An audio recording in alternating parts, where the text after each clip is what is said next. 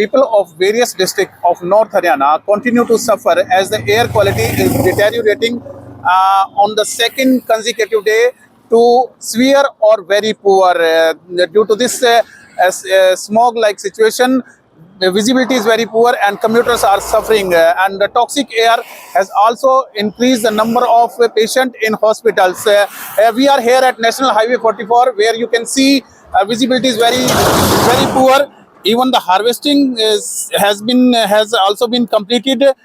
In state, negligible incident of stubble burning are reported at present, but it seems stubble burning cases reported in neighboring state Punjab are a major contributor in this smog which has engulfed the North Haryana, choking and creating breathing problem to the people. What kind of difficulty did you face? There is a less chances to see about the other vehicle. So because of the fog, like there is a very less visibility. So it's a part of the accident as well. We should be more careful about when we're driving on the timing on the road. So I would say every person should be more careful about in the fog point of view. दिक्कत काफी आ रही है इस समय। जिस समय जो माहौल है इस समय जो ऐसा लग रहा है कि जब सुबह के 5 बजे हो और इस समय पूरी फॉगी टाइप होया पड़ा है। पता नहीं स्मॉग है क्या है। मेरे को लगता है पोल्यूशन का जो स्तर है वो काफी गिरा हुआ है और काफी स्मॉग हुई पड़ी है। विजिबिलिटी बिल्कुल नील जैसी हुई पड़ी है। मेरे को लगता है एयर इंडेक्स भी काफी चेंज हुआ है। मेरे को लगता है कोई ना कोई स्टेप्स लेने चाहिए इसको ठीक करने के लिए। जीटी रोड पे से हम अभी आए हैं। जीटी रोड पे भी गाड़ी चलाने में बहुत दिक्कत हो रही है। बहुत ज़्यादा स्मोक सा फील हो रहा है, आंखों में बहुत ज़्यादा जलन है। तो गवर्नमेंट को इसमें चेक करना चाहिए भी क्या एयर क्वालिटी के अंदर प्रॉब्लम आ रही है। Government should check it out. लग रहा है जैसे कहीं कुछ जलाया गया हो या कुछ ऐसा सिस्टम लग रहा है जिसके कारण आंखों के अंदर जलन लग रही है। हाँ, ट्रैवल विजिबिलिटी बहुत लो है। आपको बहुत ध्यान से गाड़ी चलानी पड़ रही है।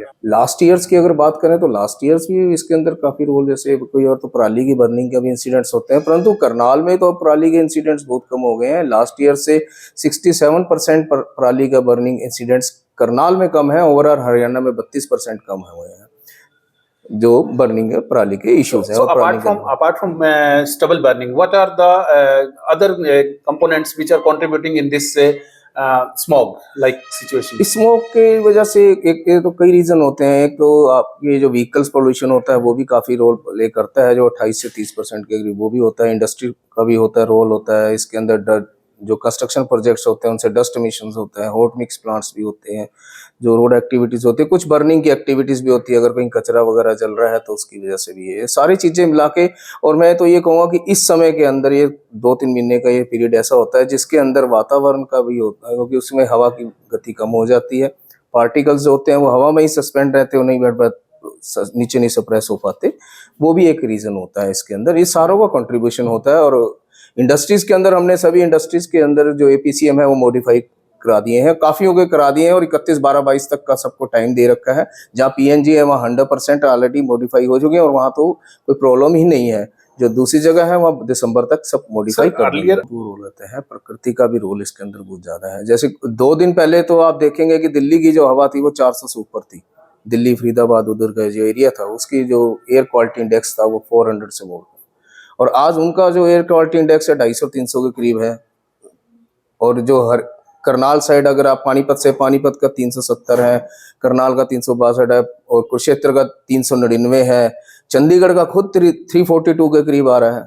तो नॉर्थ रीजन इसमें हो रहा है। और यही सब है जो आपको मैंने बताया कि इसमें विंड वेलोसिटी कम है इस एरिया के अंदर, और एक वही है जिसे कहते हैं स्मोक बना हुआ है इस particular stubble burning in Punjab is also contributing. हाँ, इट आल्सो कंट्रीब्यूटिंग। आप ये देखेंगे कि जो पंजाब के अंदर स्टबल बर्निंग की घटनाएं पिछले साल से ज्यादा हुई हैं और हरियाणा में 33% कम हुई है। अब जो पोल्यूशन है इसमें जो लोगों को मेन समस्या होती है वो रेस्पिरेटरी सिस्टम से लेकर ज़्यादा समस्याएं आती हैं।